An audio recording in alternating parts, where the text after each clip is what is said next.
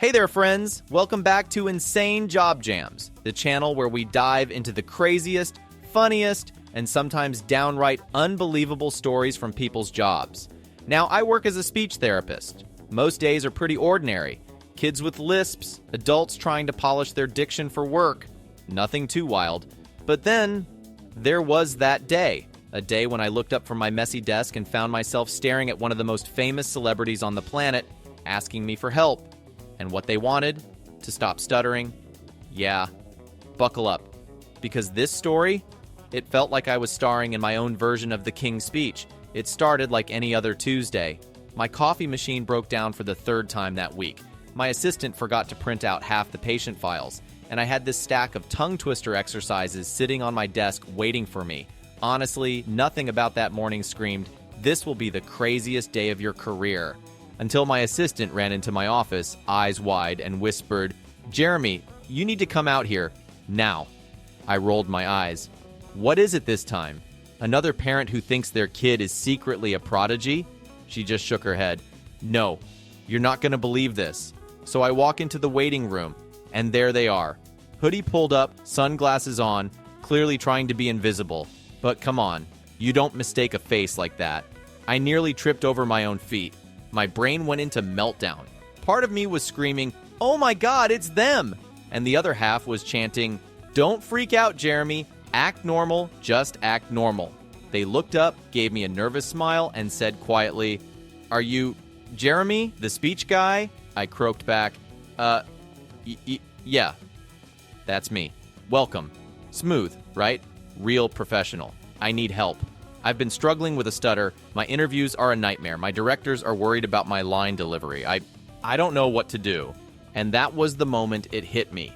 Here was a superstar, adored by millions, yet sitting in front of me scared, embarrassed, and asking for help with something as simple as speaking. I took a deep breath, forced myself to stop fanboying, and said, "Look, you're not alone. Lots of people deal with this. If King George VI could fix it, so can you." They chuckled nervously. "You've seen the King's Speech? Are you kidding?" I grinned. It's basically therapy porn for people like me. We started simple. Breathing exercises, reading slow, repetition. Except, it didn't exactly go smoothly.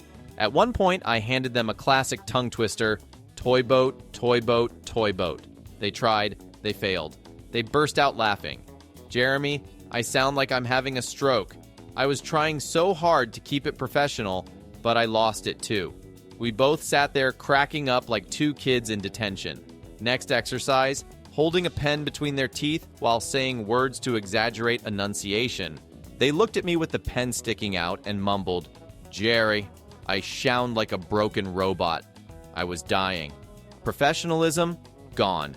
But then came the hard part. Stuttering isn't just physical, it's emotional. We tried a simple sentence. "My name is..." And they froze. Couldn't get the words out. They slammed their fist on the table. "Why is this so hard?" I memorize entire scripts for a living, but I can't say 3 words without choking. The room went heavy. I could feel their frustration, their shame. I leaned forward. "Hey, you're not broken. You just need a new rhythm. We'll find it, together." And for the first time, I saw hope flicker in their eyes. After that, it was grind time.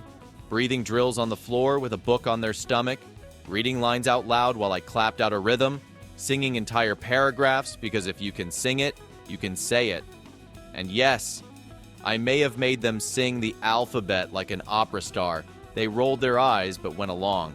And you know what? It worked. Each week, their words got clearer, stronger, smoother. I started recording every session on my phone. And one day, we played the very first clip next to the latest one. The difference? Night and day. They stared at the screen in disbelief. "That's me?" "Yep," I said. "Told you. King's Speech 2.0. One afternoon, I handed them a full page of text. Complicated sentences, no pauses. They took a deep breath, and they read the whole thing perfectly. No stutter, no stumble, just smooth, confident speech. The room went dead silent. My heart was pounding. And then they looked up at me, eyes wide, and whispered, "Jeremy, I think I just got my voice back." I don't cry often, but in that moment, yeah, I teared up. After weeks of work, they finally walked out of my office ready to face the world again. Before leaving, they turned to me and said, "You saved my career. I'll never forget this." I laughed awkwardly. "Hey, just don't forget me when you win your next award." They winked. Deal. And that was it. My brush with fame, my real-life King speech moment. Even now, I still can't believe it happened. So what did I learn? That no matter how rich, famous, or powerful you are, sometimes the most basic things like speaking can trip you up. And that's okay. Asking for help isn't weakness, it's strength. Thanks for sticking around to hear this insane story from my job. If you enjoyed it, smash that like button, subscribe to Insane Job Jams, and drop a comment below. Who's one celebrity you'd love to meet in real life, and what would you say to them? Until next time, keep jamming, folks.